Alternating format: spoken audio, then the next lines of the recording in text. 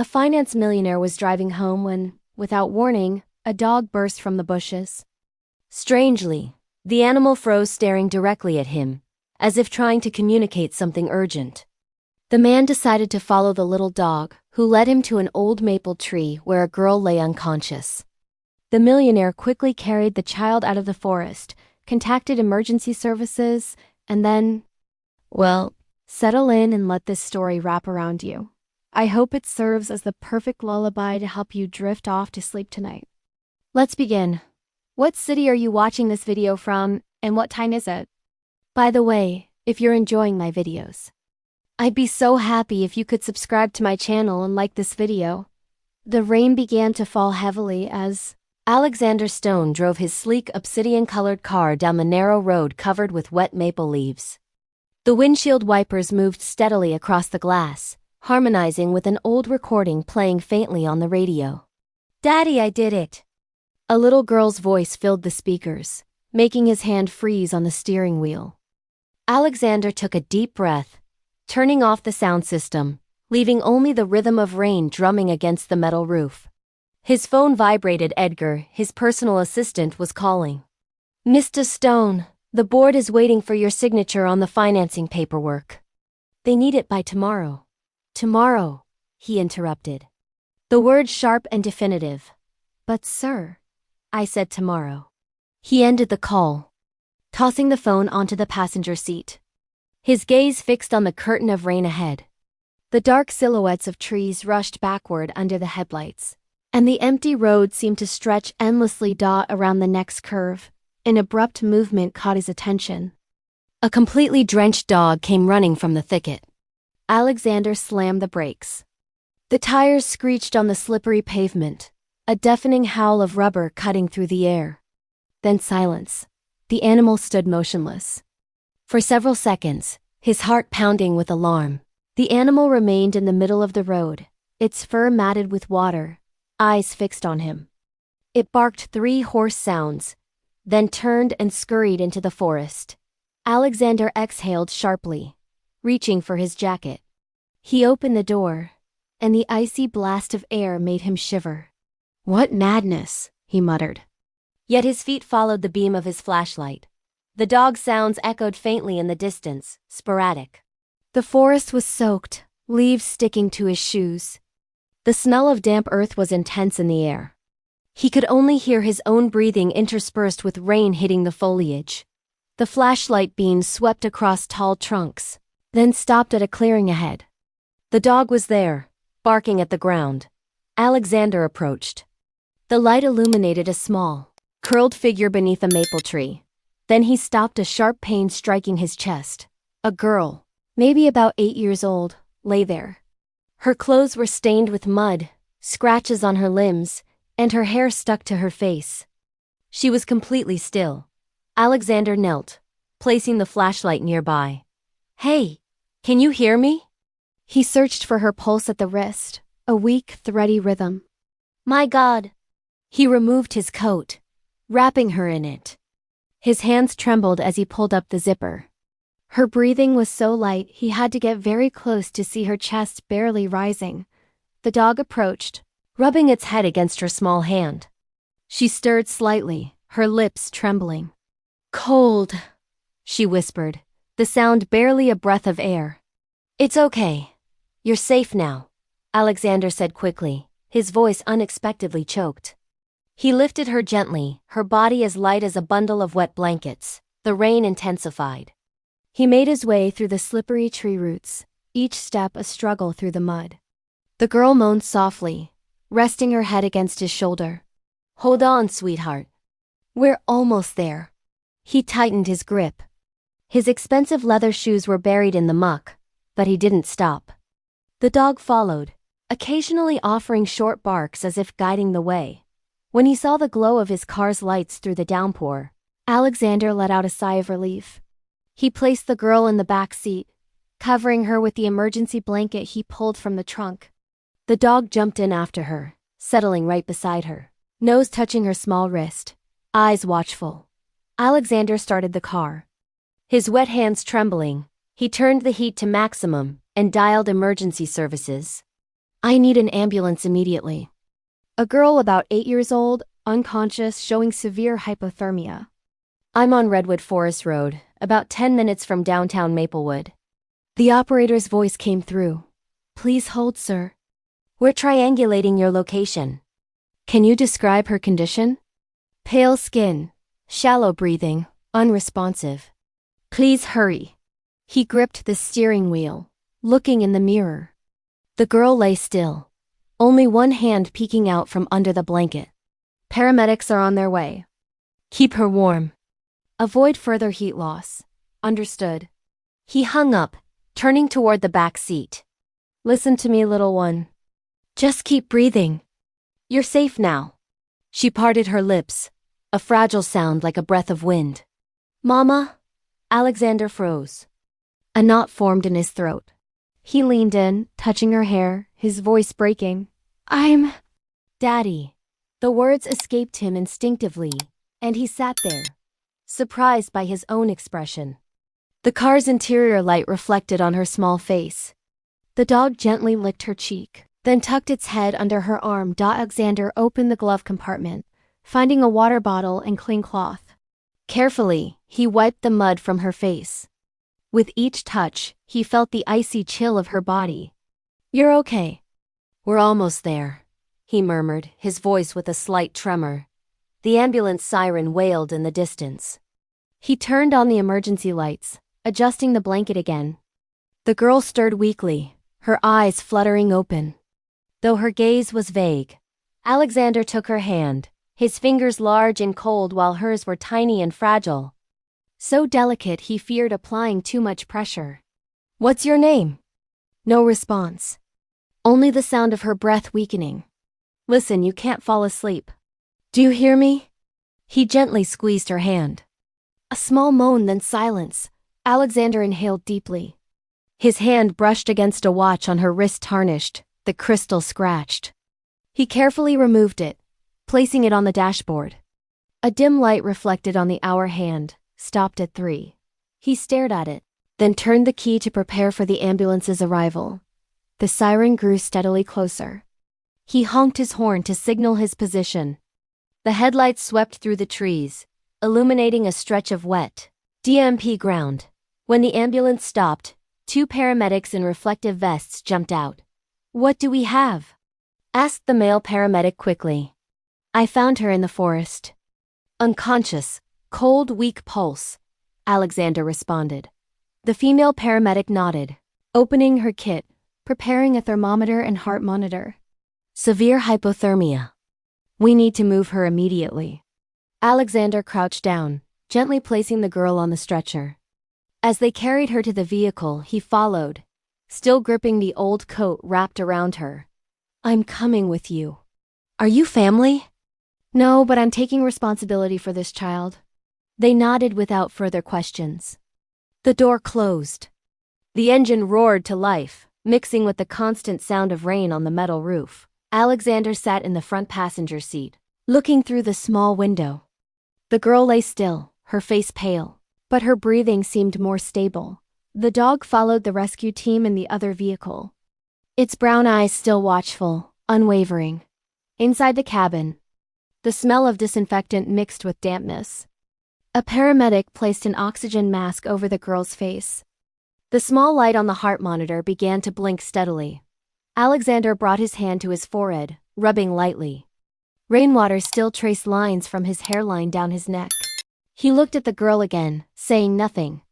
Just maintaining that gaze throughout the entire journey to the medical center. As the ambulance turned onto the main road toward town, Alexander leaned closer to the girl, whispering, You're going to be okay. We're almost there.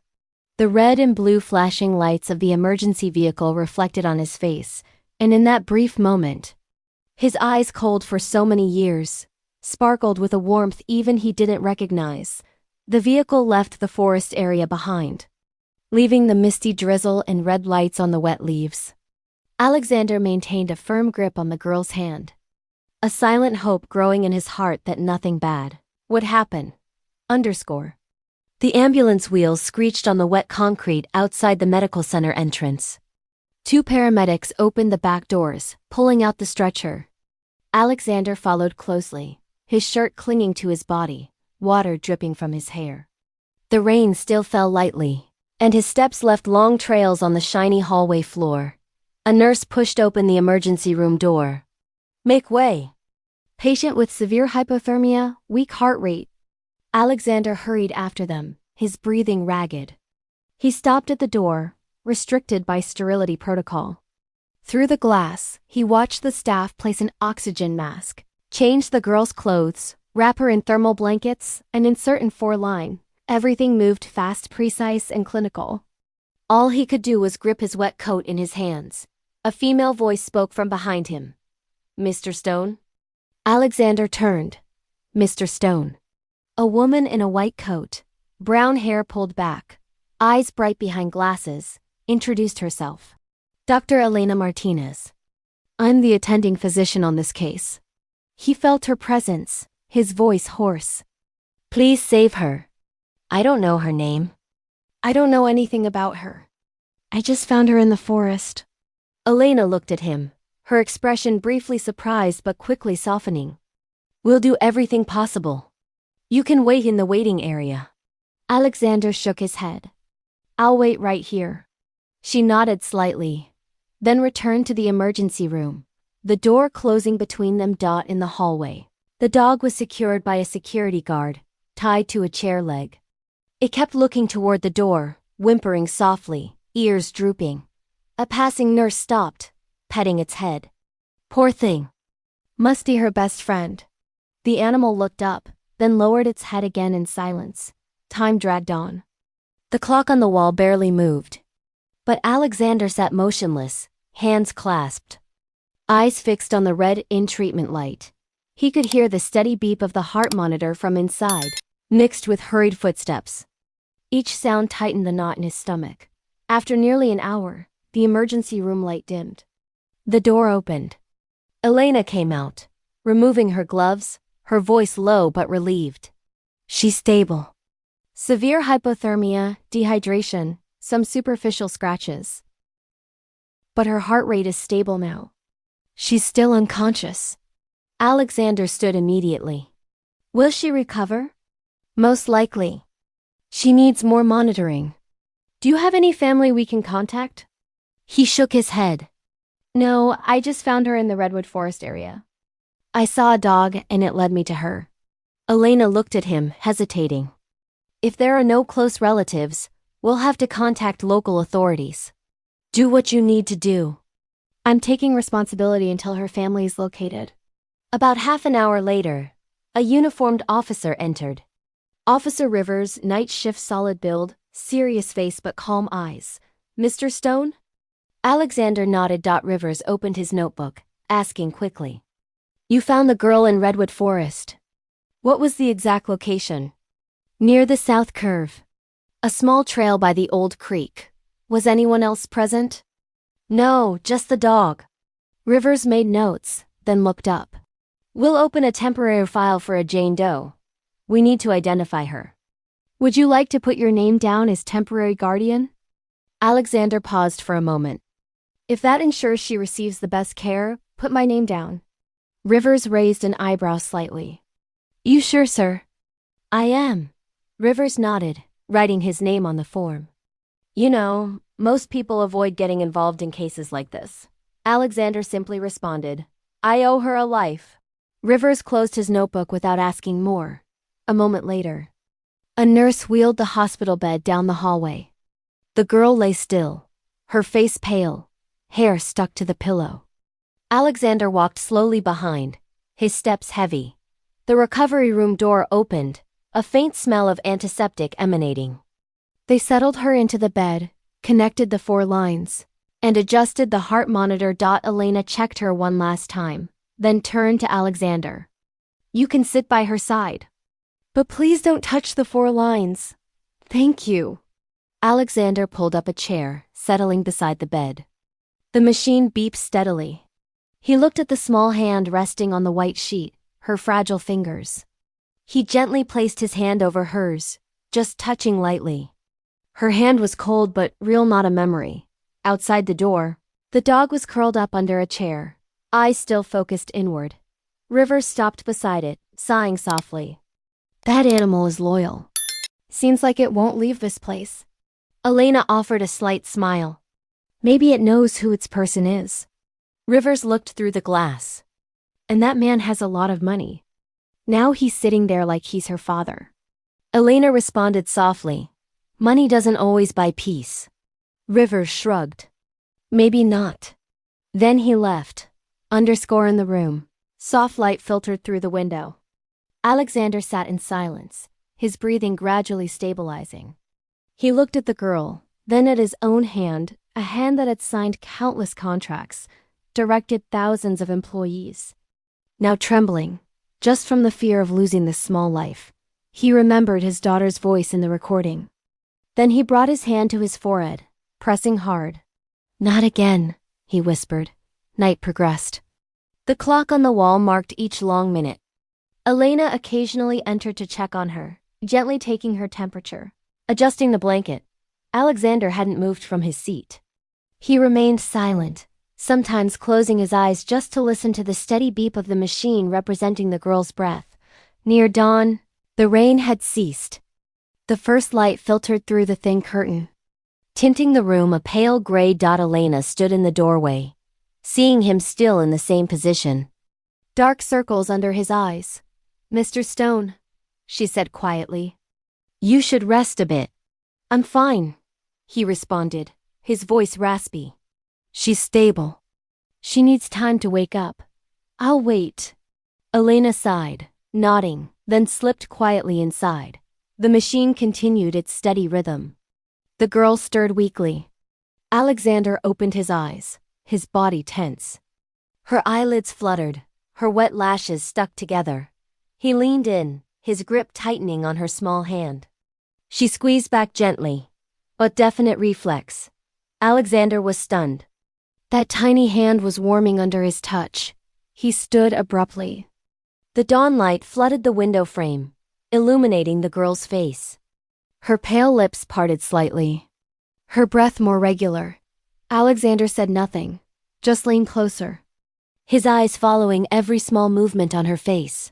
Before we continue, please take a moment to leave a comment about this story and rate it from 1 to 10. How are you feeling?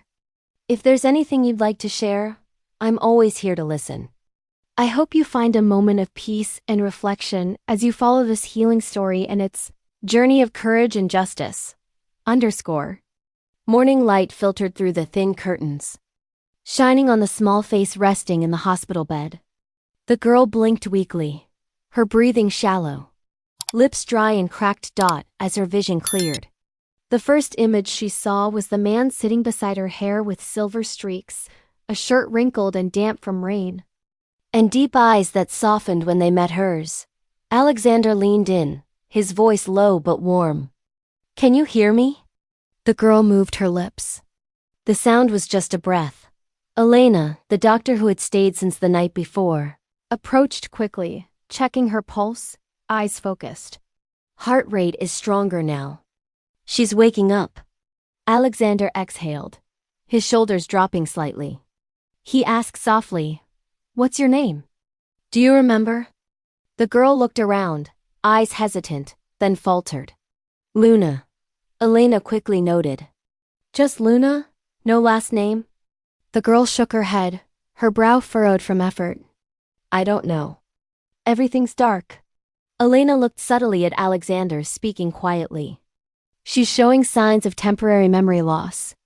Could be due to trauma. Alexander nodded, his gaze still fixed on the small face. Let her rest. Memories will come back slowly. By midday, Officer Rivers returned.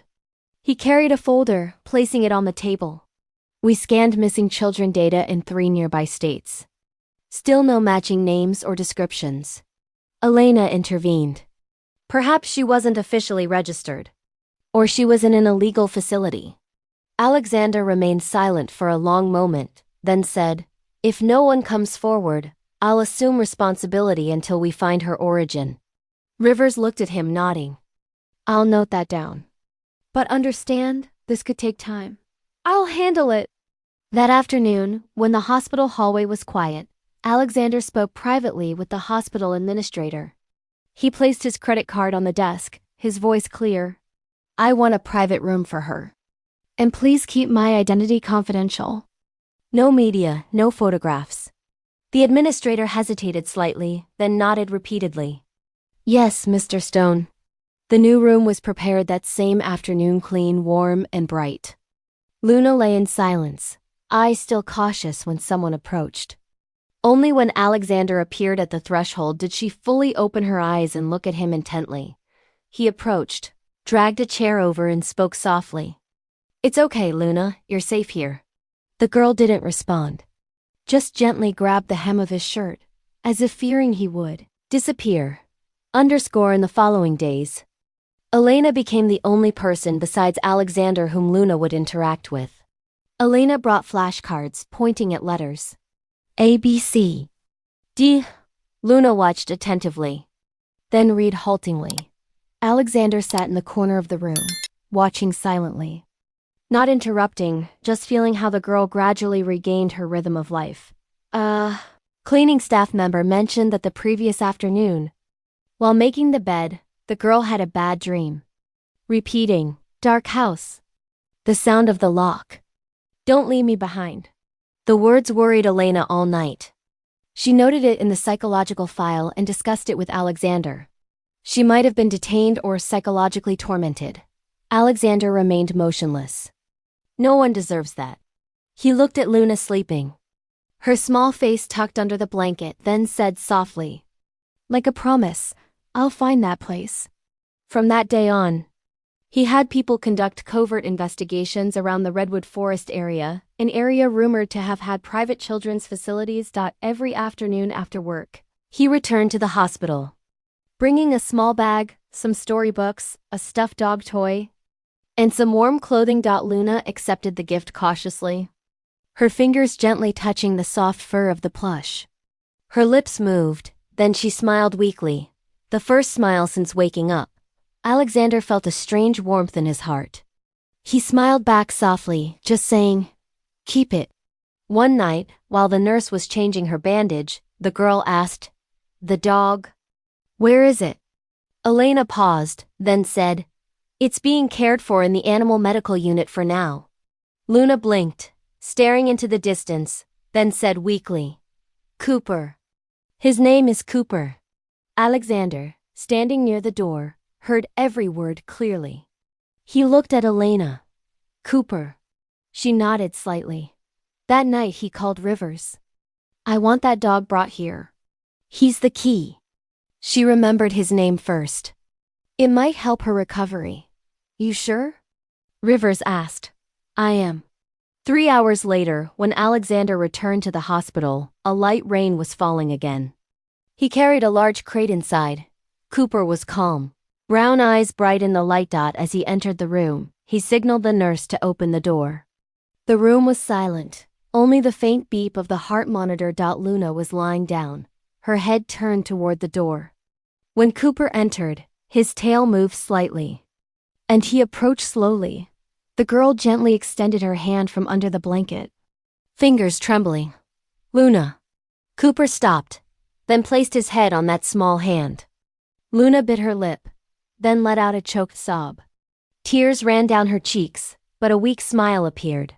Alexander stayed back, eyes fixed on the scene. He saw the small hand touching the warm fur, heard Cooper's gentle breathing. In the dim room light, he realized he was witnessing something fragile, life returning. Slow but sure. Elena entered, speaking softly. She just called the animal by its correct name. "It's a good first step." Alexander nodded, his gaze distant but softening. "Good. Enough to start." He leaned in, adjusted the blanket, and placed the plush toy next to Luna's pillow. She hugged Cooper, whispering something quietly that no one could clearly hear. The room lights softened. The sound of rain outside the window remained steady. Cooper curled up beside the bed, eyes half closed, breathing evenly. Luna was still smiling in her short sleep. Alexander stepped away.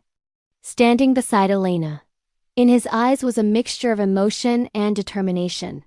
Cooper moved weakly, placing his head on Luna's small hand while Alexander stood watching silently, his eyes conveying a warmth mixed with a tacit promise that from now on, he would genuinely care for this child.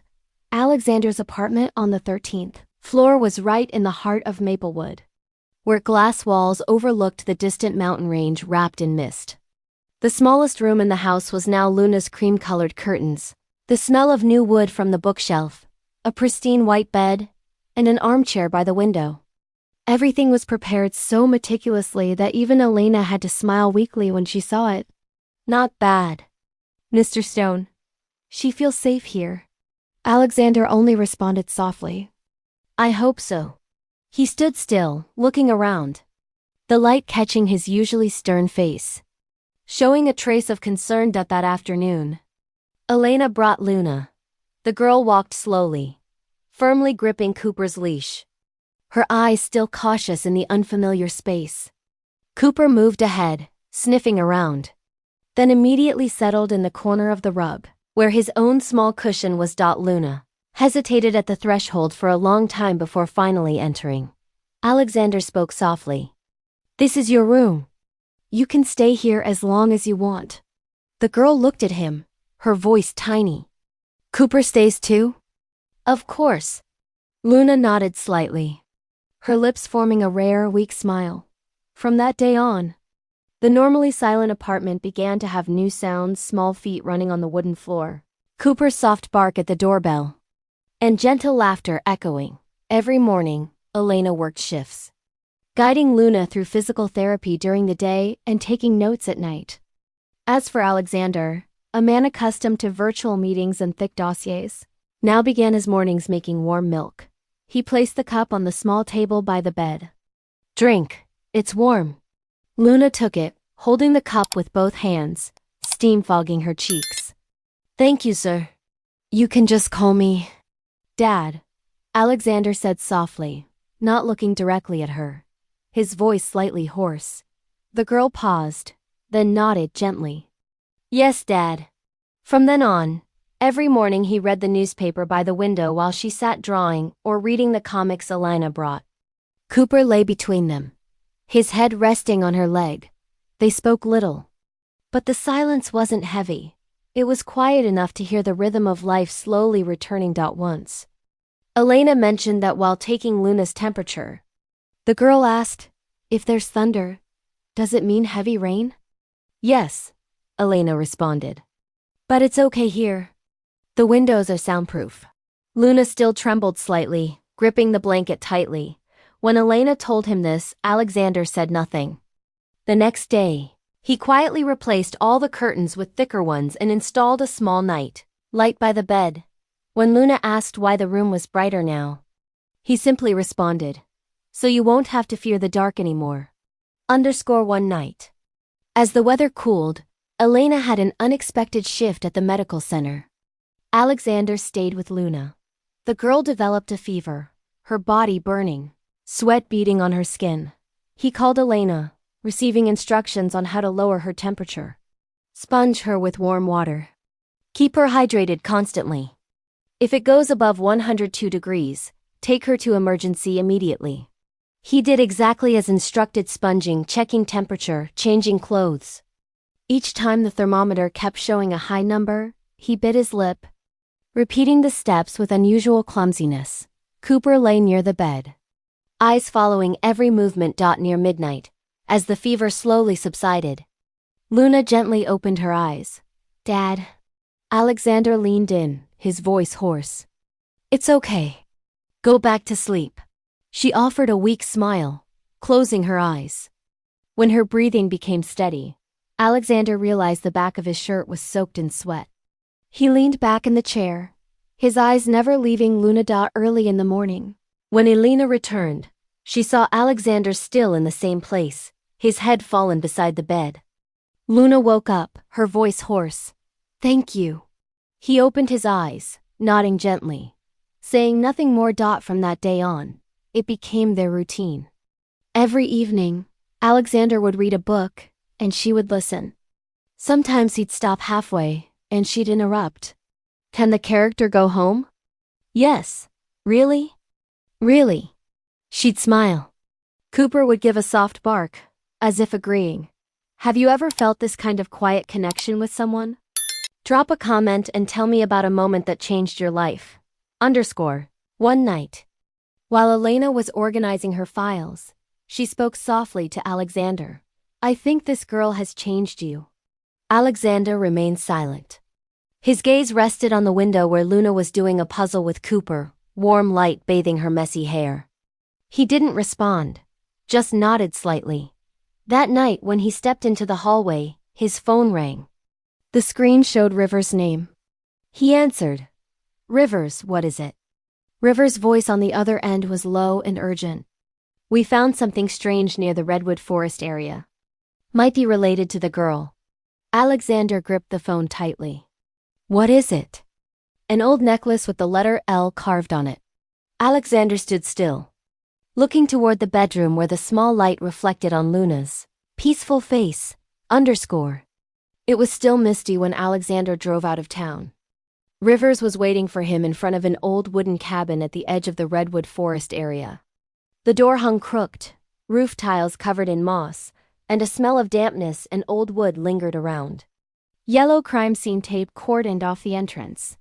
We found these things this morning, Rivers said, pointing to a makeshift table inside. On it were several items: a doll with broken limbs, a small notebook stained with mud, and a tarnished silver necklace with the letter L carved near it. Nearby lay a torn photograph showing 5 or 6 children in similar uniforms, their faces blurred. Alexander leaned in, eyes fixed on the letter L on the pendant.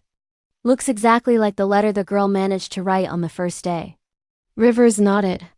It's likely hers. Locals found this stash while cleaning a woodshed. The house used to belong to an abandoned children's facility, closed for nearly 6 years.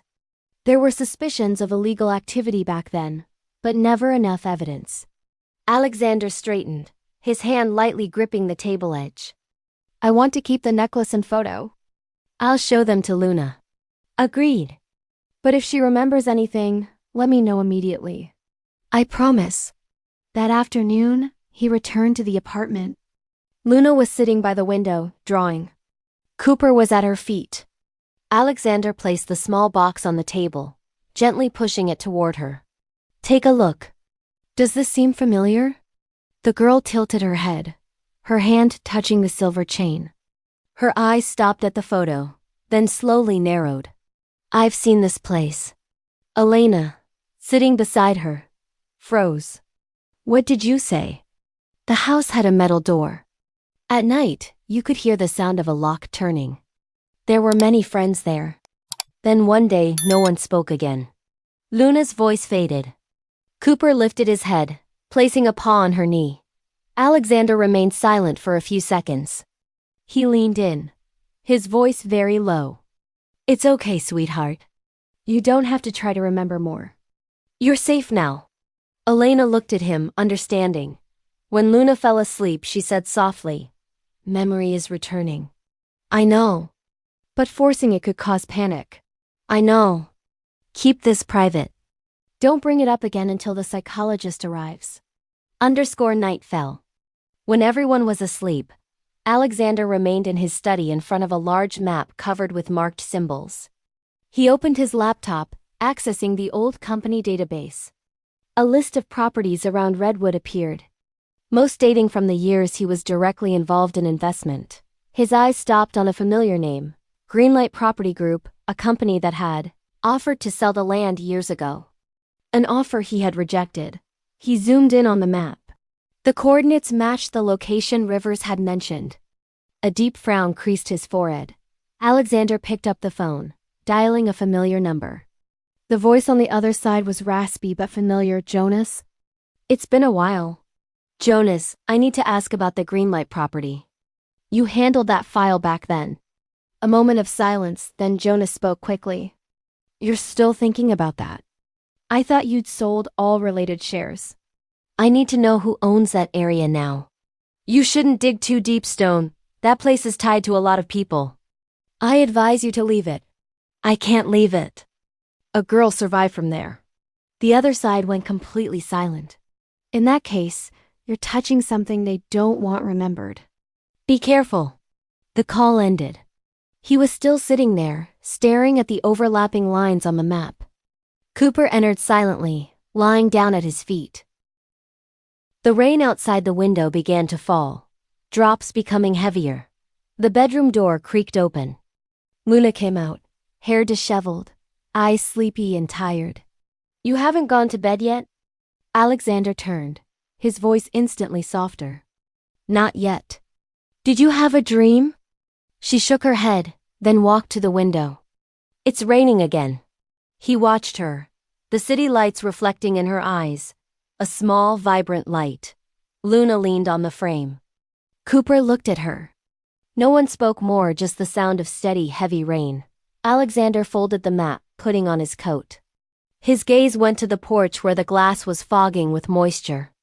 The rain grew stronger, and distant thunder echoed like a call from the forest zone. Expectant, Alexander took his car keys. He paused for an instant at the door, eyes fixed on the downpour outside. His hand closed into a fist, then he opened the door and left, heading back to where it all began, the redwood forest area. What would you do in Alexander's position? Would you keep searching for the truth or protect what you have now? Let me know in the comments. _by morning. The fog was still thick, a fine layer of cloud hanging over the peaks of the redwood forest area. Small raindrops clung to leaves, tapping the car hood. Alexander turned off the engine and got out. Rivers and 2 technicians followed, each carrying detection equipment and evidence bags. The cold, damp air made their breath visible. The abandoned cabin is to the west, Rivers said, pointing toward the path covered with dry leaves. The patrol group found some things yesterday. We haven't collected everything yet. Alexander nodded, walking in silence. Mud reached the top of his boots, but he didn't stop.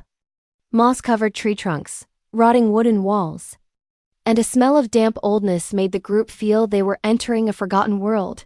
When they approached the cabin, Rivers signaled them to stop. Over here.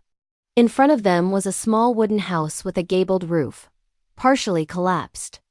Under the porch, fragments of broken glass mixed with mud. Some broken metal frames were scattered. A technician knelt, sweeping a layer of decomposing leaves with a gloved hand. Something here.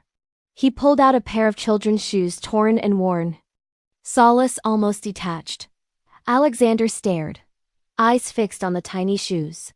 He walked closer, crouching beside the technician. A few steps away, another small object half buried in the earth, a piece of discolored wood. He gently brushed the mud, and when the letters appeared, he gently brushed the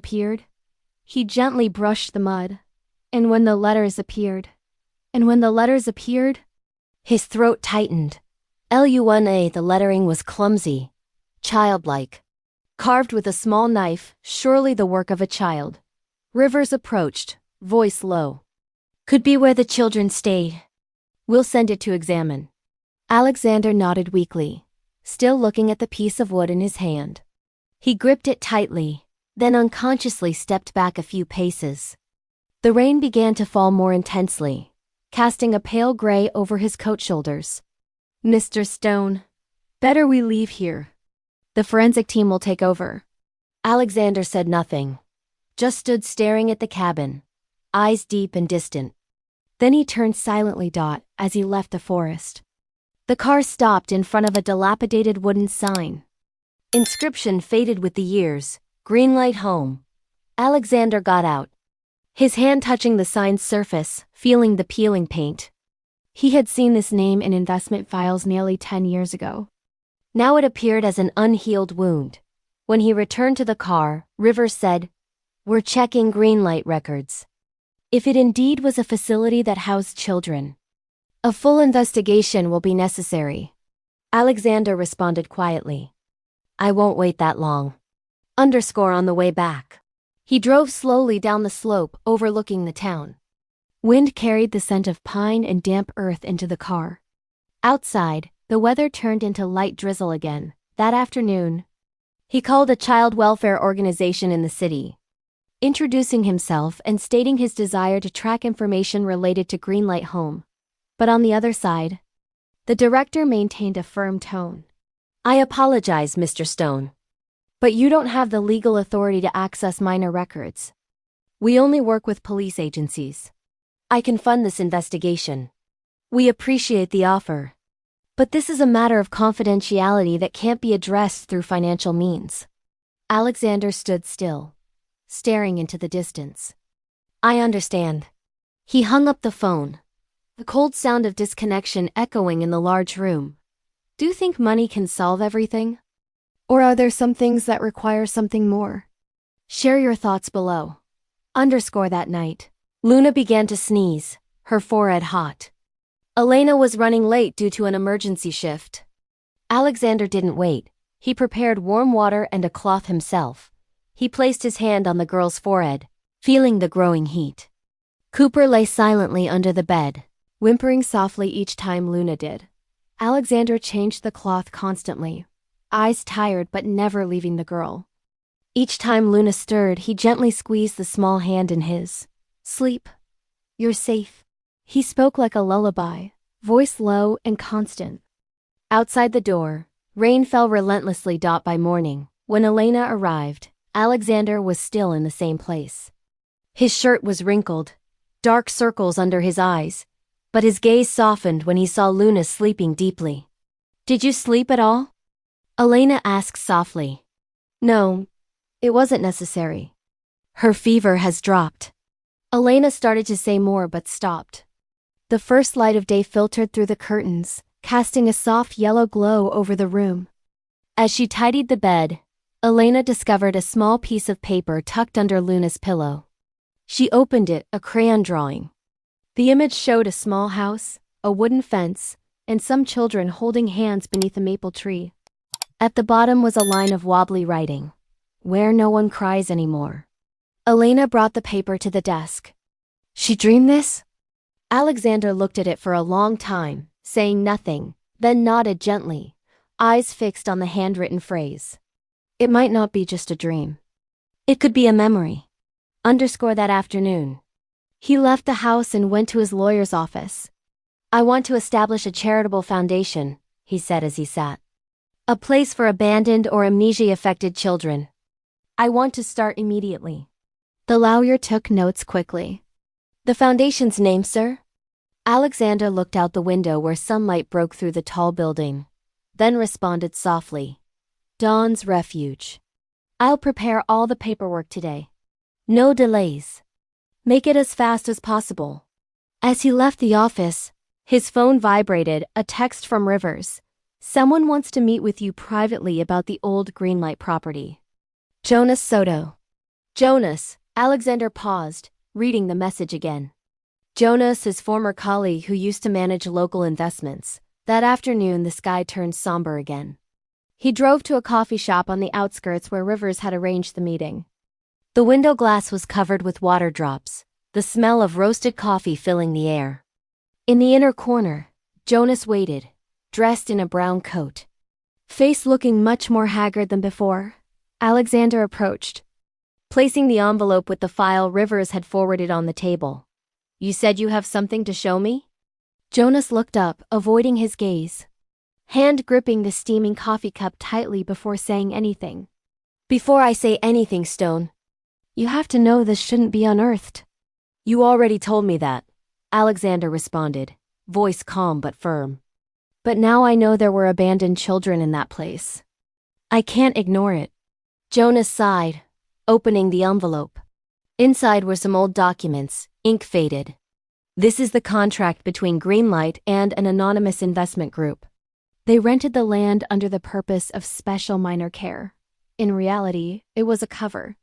They accepted donations, but no one verified the actual conditions. Alexander looked at the documents, finger lightly tapping the table. Who was behind it? Jonas hesitated. Not clear. I just know someone from your company signed that file without knowing the truth. Who? Jonas went silent, looking through the window glass. Stone, you're touching something that cost several people their entire careers. I'm not sure I can protect you if you keep going. Alexander leaned forward, voice low but clear. I don't need protection. I just need the truth. Jonas said nothing more, simply sliding the document toward Alexander, eyes still avoiding his opponent's gaze. I'm not here to discuss ethics. But if you've already decided, read the last page carefully. Outside, rain began to fall again. The window fogged up, reflecting two figures, one leaning in to read, the other sitting motionless, eyes full of conflict. If you discovered something dark from your past, would you face it or walk away? Tell me what you would do. Back home. Cooper was lying by Luna's bed, lifting his head each time he heard distant thunder. Alexander folded the envelope, placing it on the table. Jonas looked up, eyes avoiding contact, fingers rhythmically tapping the coffee cup.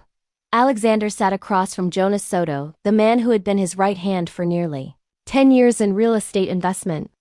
A thick envelope sat on the table between them. Jonas pushed it toward him. This is a copy of the entire Greenlight home contract. I kept it before leaving the company. Your name is in it on the final signature page. Alexander opened the envelope, the yellowed papers crinkling. On the first page appeared his company's logo along with a faded seal. The phrase Benevolent Development Project for Youth Education and Rehabilitation was printed in bold. He turned to the next page, a long list of shareholders and investors. And near the end, his signature. The familiar handwriting made him freeze. Jonas spoke, voice hoarse. At that time, the project was considered legitimate. But after you divested, another group took over silently. They turned it into an illegal youth facility.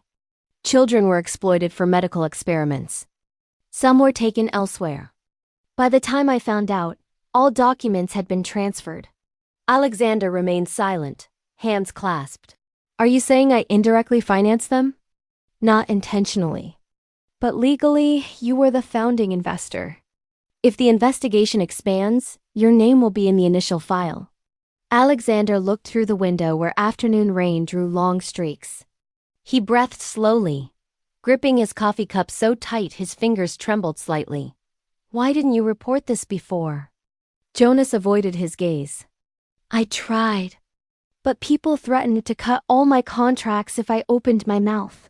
I've lost almost everything, Stone. The silence stretched. The only sound in the coffee shop was the clock's tick-tock. Jonas said quietly.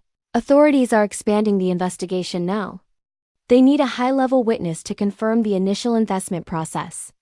But I advise you not to show yourself. The press will tear you apart. You were once a tech hero. You shouldn't sacrifice everything for a place that's already fallen apart. Alexander stood. I've let too many things happen in silence.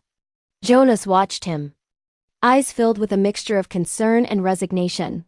On the way home. Wind howled, carrying the scent of pine and wet rain. Alexander drove through the streets, mind heavy. When he arrived at the apartment, Elena was helping Luna organize toys on the rug. The girl turned her head when she heard the door open. Dad's home! Her voice rang out clearly, smile bright. Alexander stopped, tense face suddenly softening. He sat beside the girl, helping her place the final pieces of the small wooden house puzzle.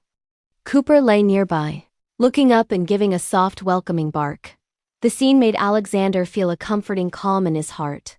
That night, when Luna was asleep, he opened a drawer in his study where a small wooden box had been locked for many years. He opened it. Inside were items that belonged to his late daughter, a wooden comb, a sketch notebook and a photograph of him, his wife, and his daughter in the redwood forest area. The girl's smile in the photo coincidentally matched Luna's smile today. He held the photo for a long time, yellow light illuminating his trembling hand. He whispered, "This girl didn't come to me by chance." Early the next morning, he called Rivers. "I'm ready to cooperate. I want to provide all financial records related to Greenlight." Rivers was silent for a few seconds. "You sure? This will put your name on the preliminary investigation list. The press might take advantage of this story. I don't care. What I want is for the truth to be known." Rivers nodded on the other side. Understood. I'll send someone to collect the documents today.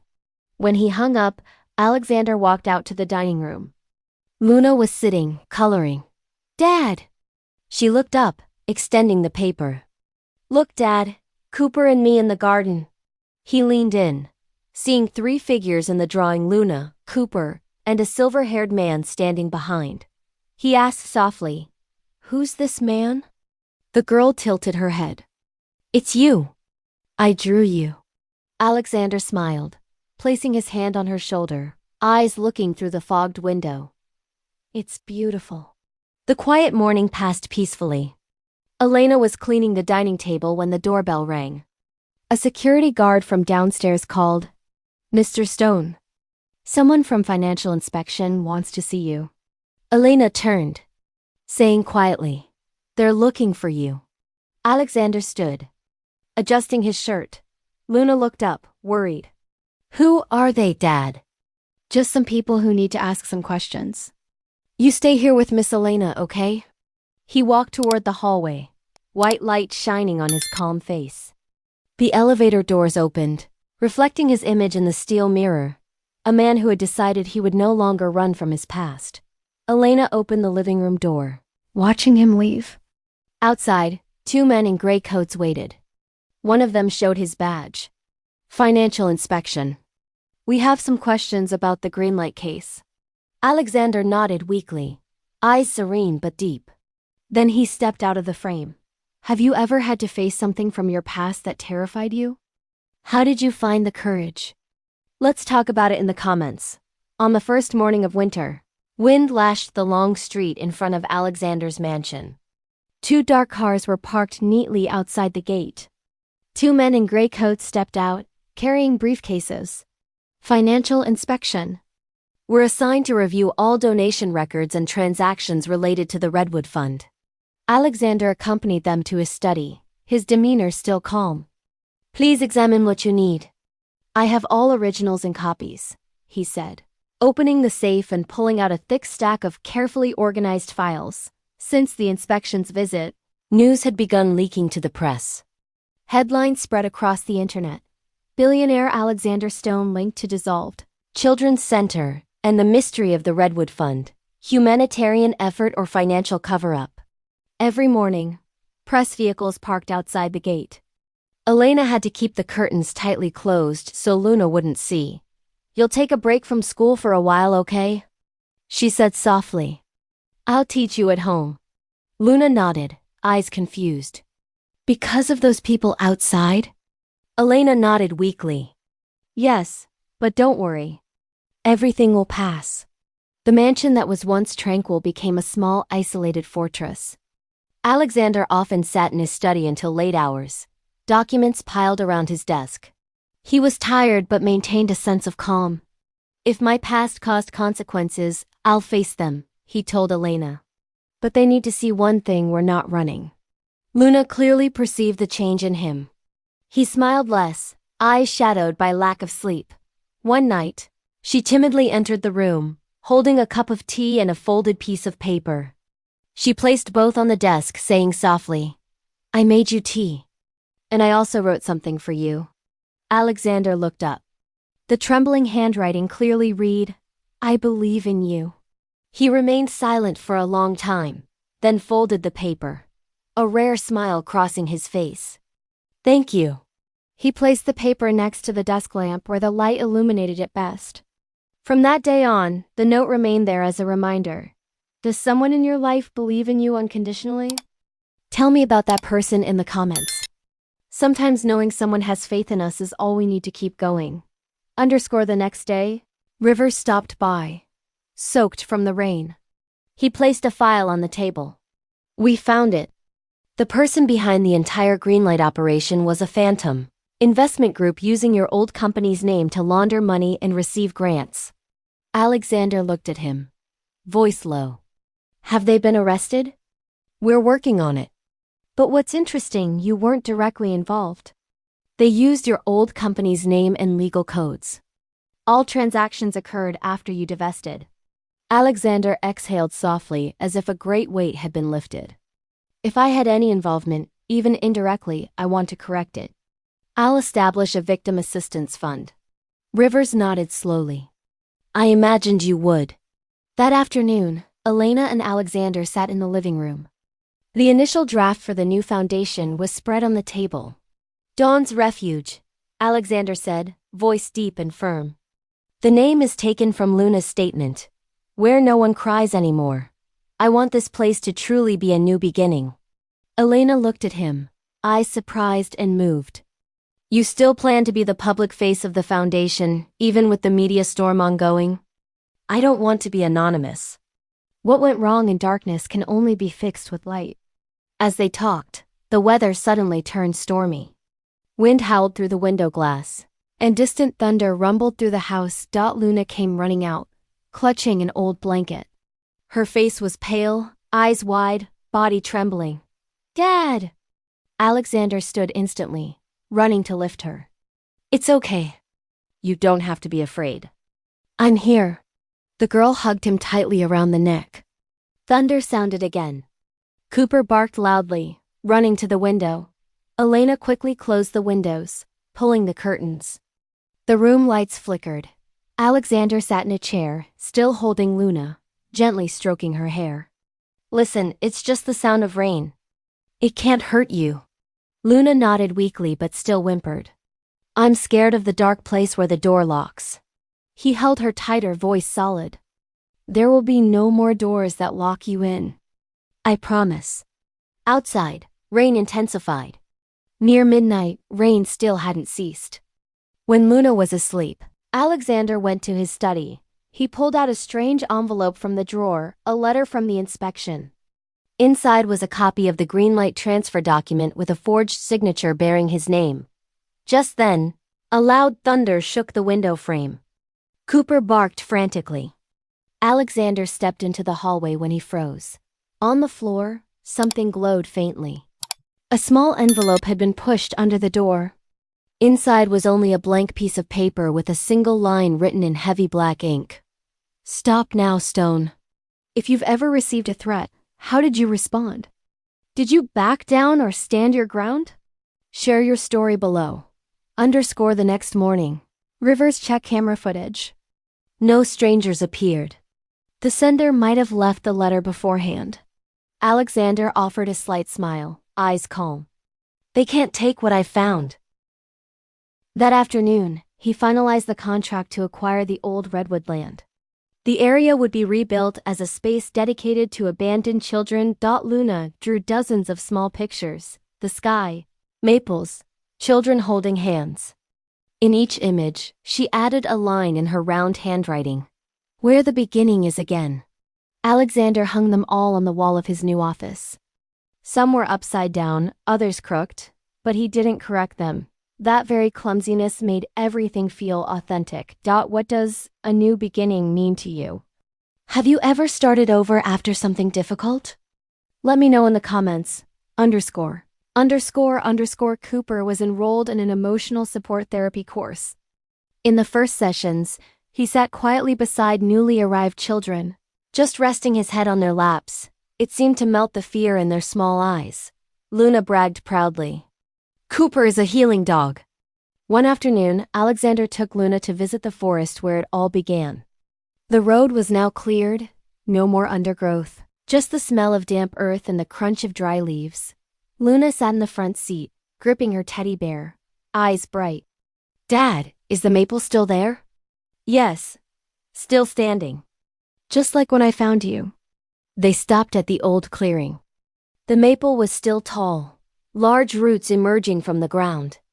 Luna walked toward it, small hand gently placed on the bark. Then she turned and smiled.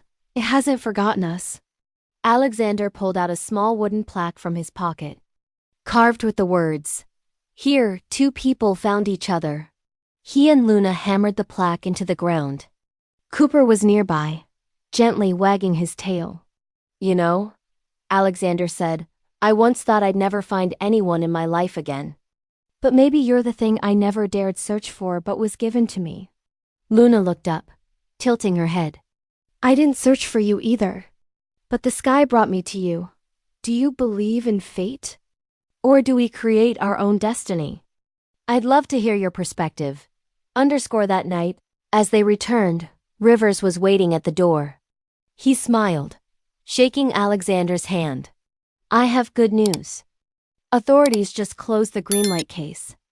You're completely exonerated. Alexander smiled weakly, eyes clearing after days of burden. Thank you, Rivers. One more thing, Rivers said. The department wants you to attend a gratitude ceremony next week. The whole town is talking. The press has changed its tone. Just 2 days later, major newspapers published headlines. Billionaire finds new life through compassion in Alexander Stone in the home for forgotten children. That night, Luna carefully cut out the news articles and pasted them in a scrapbook. Then she added a line in red pen. I'm proud of you, Dad. Seeing the girl with her head bent over her writing, Alexander approached, gently placing a hand on her shoulder. What are you doing? I'm keeping today, she smiled, breath light. So if you forget it later, I'll remind you. What moment in your life would you want to preserve forever? Tell me about it. That night, the house filled with laughter. Elena baked an apple pie, the aroma of cinnamon and butter spreading throughout the kitchen. Luna climbed onto a chair, holding a ladle, stirring the batter. Cooper lay at her feet, occasionally licking her hand, making her laugh. Alexander mixed dough in a large bowl, shirt stained with white flour. Elena laughed. First time I've seen you like this. First time I want to get a little messy, he responded, half smiling. Surprisingly warm. When the first batch of pie came out of the oven, Luna cheered. It smells incredible. Alexander looked around the dining table. Yellow light reflected on 3 faces, a young woman, a small girl, and a sleeping dog. He exhaled slowly, a silent but genuine smile on his face. After many years, that feeling of simple peace lightened his heart. Have you ever watched someone you love walk into uncertainty? How did you find peace? Let's talk about it. The inauguration ceremony arrived. Townspeople gathered along with press and media. Inside the auditorium, white flowers lined the aisles. As he walked to the podium, Alexander held the microphone, hands no longer trembling. He looked at the audience, voice soft but firm. The day I saved this child, I didn't know she was the one saving me. Dawn's Refuge isn't the atonement of a rich man, but a place where everyone can start again, not with money, but with faith. The applause was thunderous. In the front row, Luna stood beside Elena, gripping her hand tightly while Cooper lay quietly at their feet, wearing a small medal engraved with Guardian Heart. And there they were, Luna in her bright sapphire blue dress that caught every light in the room, glowing like a small beacon of hope. Elena stood beside her, her blonde hair cascading over her shoulders, wearing a striking crimson-red dress that symbolized warmth and compassion. And Alexander, standing at the podium in his cream-colored suit, looking dignified yet approachable, a man transformed by love.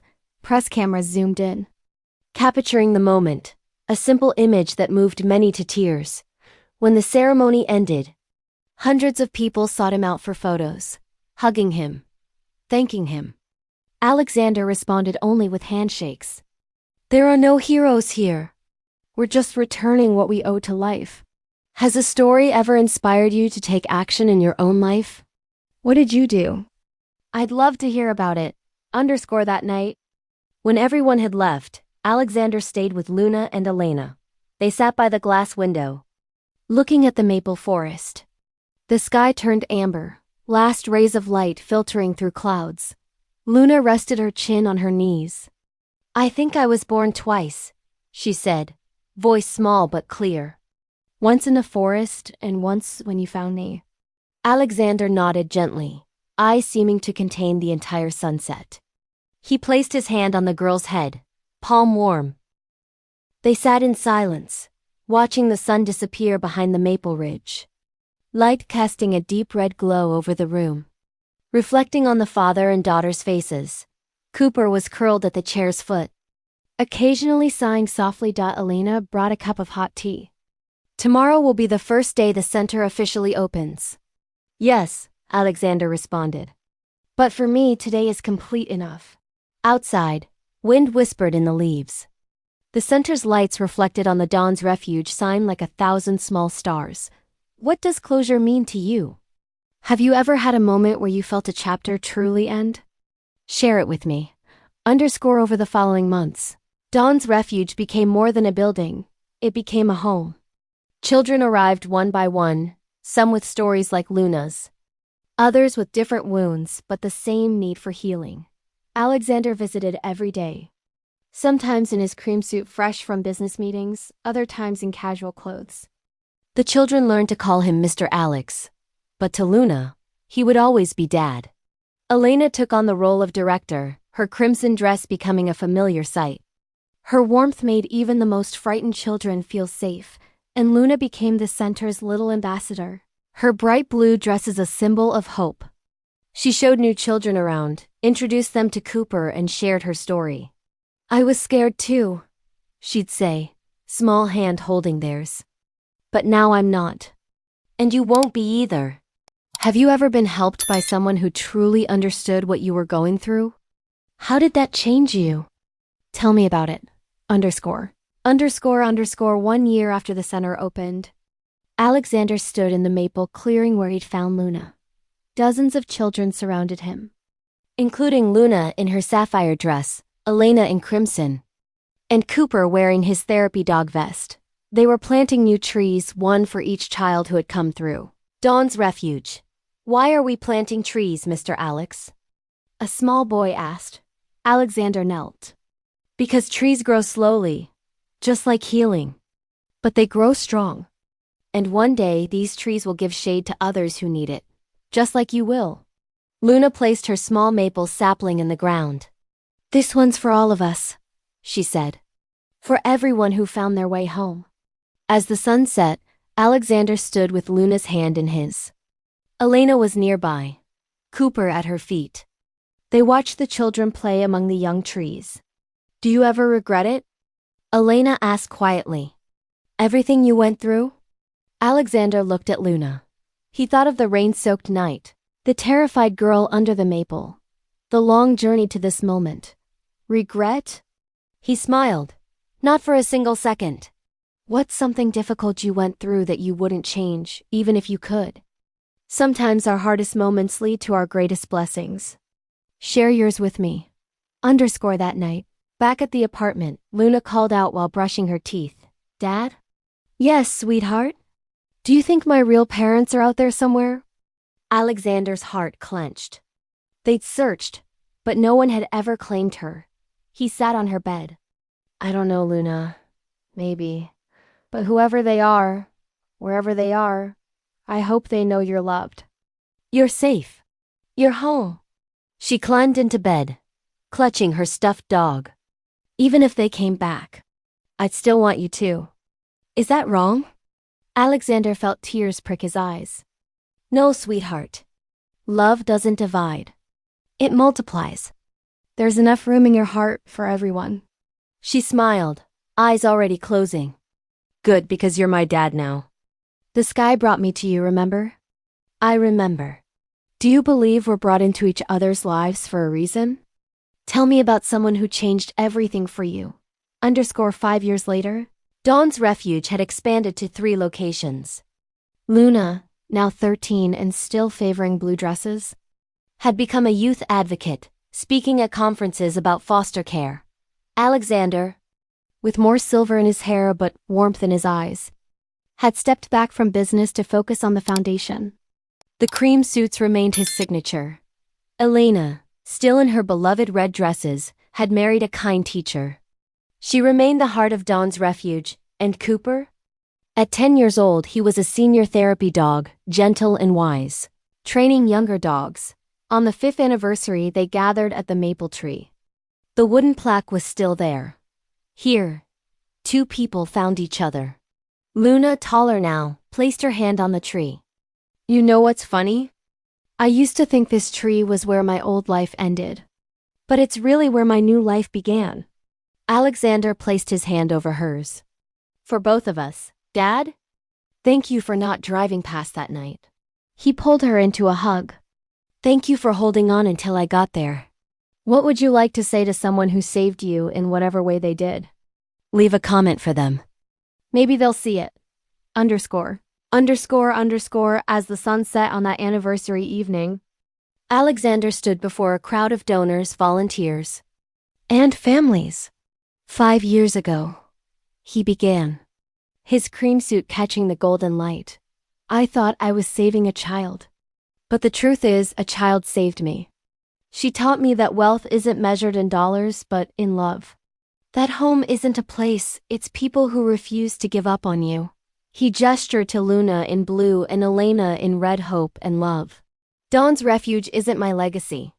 It's ours. Every volunteer, every donor, every child who walks through those doors and dares to hope again, you are the legacy. The applause was deafening. But Alexander only heard Luna's voice. That's my dad. In that moment, watching Luna in her sapphire dress and Elena in crimson red, with Cooper at their feet and maple trees swaying, Alexander Stone knew he was the richest man alive, not because of his bank account, but because he had finally learned what it meant to be wealthy in the ways that matter. Before we close, I want to ask who in your life needs to hear that they matter, that they're loved? Don't wait. Tell them today. Because sometimes, all we need is for someone to stop and really see us the way Alexander saw Luna. That rainy night. Thank you for joining me on this journey. Please subscribe if this story touched your heart. Leave a comment about which moment moved you most, and like this video to help others find the story. Remember, you might be someone's miracle waiting to happen. Sweet dreams, and may you wake to your own dawn. Good night.